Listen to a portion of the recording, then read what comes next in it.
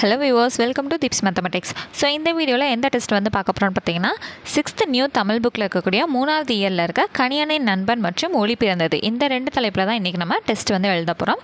சரி, இன்னைக்கு கணியனின் நண்பன்ல இருக்கக்கூடிய முதல் கேள்வி என்னன்றதை பார்த்தறலாம்.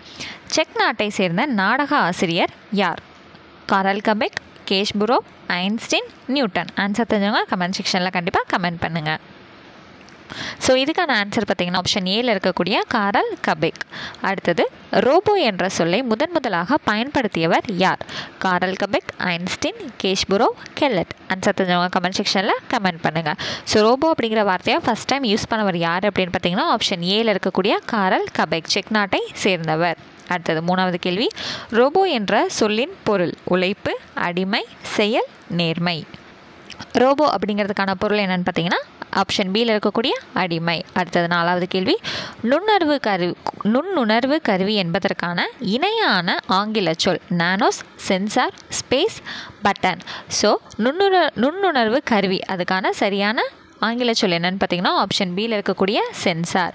அடுத்தது 5th கொஸ்டின், தானியங்கி தோற்றத்தில் மனிதர் போல இல்லாமலும் இருக்கலாம், ஆனால் மனிதர்களைப் போல செயல்களை நிறைவேற்றும் என்று டாஸ் கலைக்களஞ்சியம் விளக்கம் தருகிறது. Option A Britannica, option B Chambers, option C Hutchinson, option D Oxford. So இதுக்கான ஆன்சர் பார்த்தீங்கன்னா ஆப்ஷன் ஏல இருக்கக்கூடிய பிரிட்டானிக்கா. அடுத்தது 6வது கேள்வி, 1997 நடைபெற்ற சதுரங்க போட்டியில் உலக சதுரங்க வெற்றியாளரான கேரி கேஷ்புரோவை தோற்கடித்த மீத்திறன் கணினியின் பெயர் என்ன?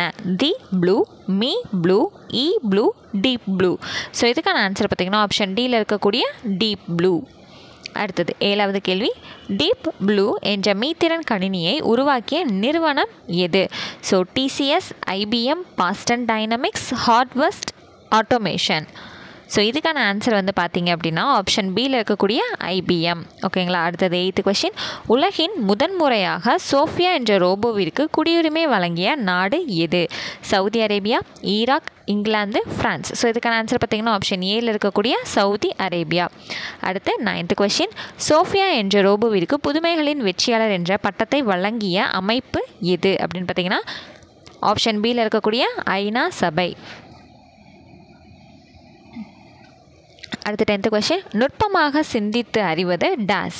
நூலறிவு, நுண்ணறிவு, சிற்றறிவு, பட்டறிவு. ஸோ இதுக்கான ஆன்சர் பார்த்திங்கன்னா ஆப்ஷன் பியில் இருக்கக்கூடிய நுண்ணறிவு.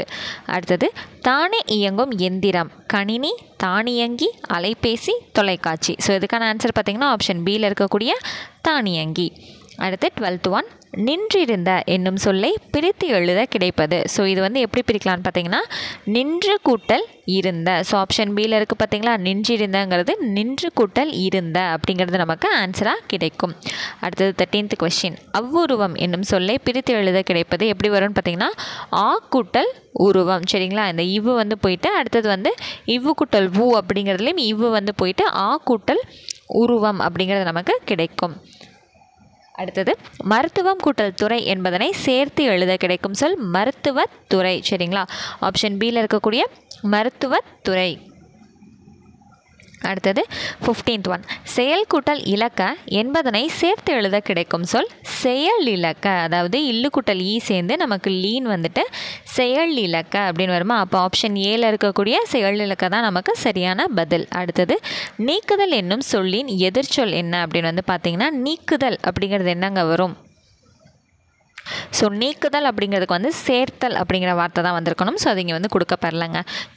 ஸோ அடுத்தது எளிது என்னும் சொல்லின் எதிர்ச்சொல் என்னன்னு பார்த்தீங்கன்னா எளிது அப்படிங்கிறதுக்கு அரிது. அடுத்தது தானியங்கிகளுக்கும் எந்திர மனிதர்களுக்கும் இடையே உள்ள முக்கிய வேறுபாடு வந்து என்ன அப்படின்னு பார்த்தீங்கன்னா ஆப்ஷன் டியில் இருக்கக்கூடிய செயற்கை நுண்ணறிவு. ஸோ இதுதான் வந்து முக்கிய வேறுபாடாக வந்து கருதப்படுது. அடுத்தது 19th கொஸ்டின், கூற்று கேள்விங்க. கூற்று 1, ரோபோ என்ற சொல்லை முதலாக பயன்படுத்தியவர் காரல் கபெக். கூற்று 2, டீப் ப்ளூ மீத்திறன் கணினியை உருவாக்கிய நிறுவனம் ஐபிஎம். ஸோ இதுக்கான ஆன்சர் வந்து பார்த்தீங்க அப்படின்னா முதல் கூற்றும் சரியானது தான், 2வது கூற்றும் சரியானது தான். ஸோ செக் நாட்டை சேர்ந்த காரல் கபெக் அப்படிங்கிறவர் தான் ரோபோ அடிமை அப்படிங்கிற முதல் முறையாக வந்து அந்த வார்த்தையை பயன்படுத்தினவர். டீப் ப்ளூ அப்படிங்கிற கணினியை வந்து ஐபிஎம்ங்கிற நிறுவனம் தான் தயாரிச்சிச்சு. அப்போ 2 கூற்றுமே சரியானதுங்கிறனால ஆப்ஷன் ஏல இருக்கக்கூடிய கூற்று 1 மற்றும் 2 சரியானது.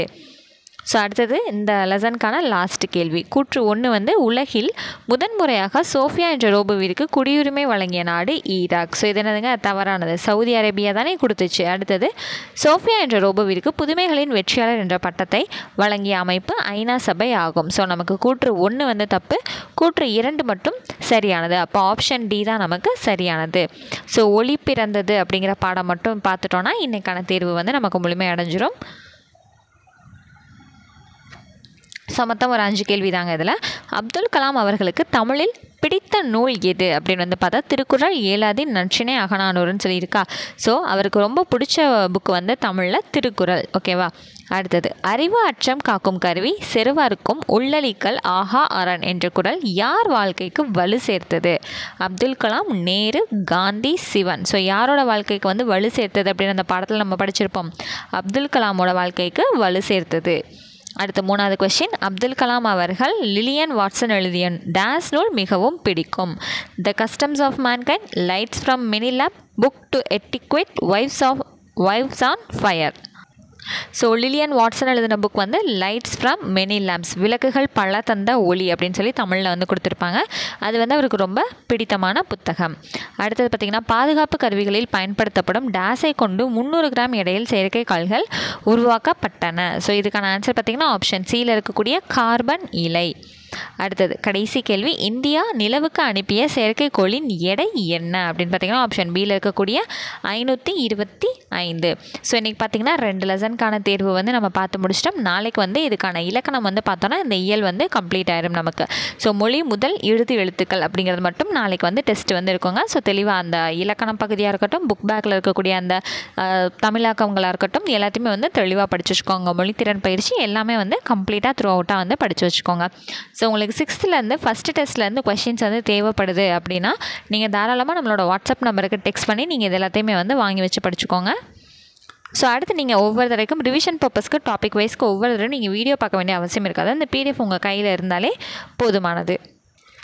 ஒரு டாப்பிக்காக படிக்க நீங்கள் இந்த மாதிரி வந்து ஒரு டெஸ்ட் டாபிக் நீங்கள் பார்த்துக்கிட்டே வந்தீங்கன்னா உங்களை நீங்களே வேல்யூ பண்ணிக்கிட்ட மாதிரியும் இருக்கும். எந்தெந்த போர்ஷன்ஸ் வந்து ஸ்கிப் பண்ணியிருக்கீங்க, எந்தெந்த மாதிரி இன்னும் படிக்க வேண்டியது இருக்குது, எல்லா விஷயங்களுமே வந்து நீங்களே வந்து தெரிஞ்சுக்கலாம். பெருசாக இன்ஸ்டியூட் போனால் தான் எல்லாம் தெரியும் அப்படிங்கிற விஷயம்லாம் கிடையாது. ஸோ இந்த மாதிரி வீடியோஸ்லாம் நிறைய பார்க்கவே உங்களுக்கே வந்து ஒரு அனாலிசிஸ் வந்து கிடச்சிடும். சரி, ஓகே, இந்த மாதிரி பகுதிகளில் இந்த மாதிரிலாம் கேள்விகள்லாம் வரலாம், இப்படி வந்து நமக்கு கேட்கப்படலாம். ஸோ இதெல்லாம் வந்து நம்ம இம்பார்ட்டன்ஸ் கொடுத்து படிக்கலாம் அப்படிங்கிற விஷயங்கள் எல்லாமே உங்களுக்கே வந்து தெரிய வரும். நீங்கள் படிக்கிற டைம் கொஞ்சமாகவே இருந்தாலும் நீங்கள் எவ்வளோ தூரம் முக்கியத்துவம் கொடுத்து படிக்கிறீங்க, கான்சன்ட்ரேஷன் எவ்வளோவோட நீங்கள் படிக்கிறீங்கிறத பொறுத்து தான் நீங்கள் கொஞ்சம் படித்தாலும் சரி நிறைய படித்தாலும் சரி அந்த கான்சன்ட்ரேஷனுங்கிறது வந்து ரொம்பவே முக்கியமானது. ஸோ இந்த டெஸ்ட் PDFஸ்லாம் வேணும்னா தாராளமாக நீங்கள் காண்டாக்ட் பண்ணி நீங்கள் வாங்கி வச்சுக்கோங்க.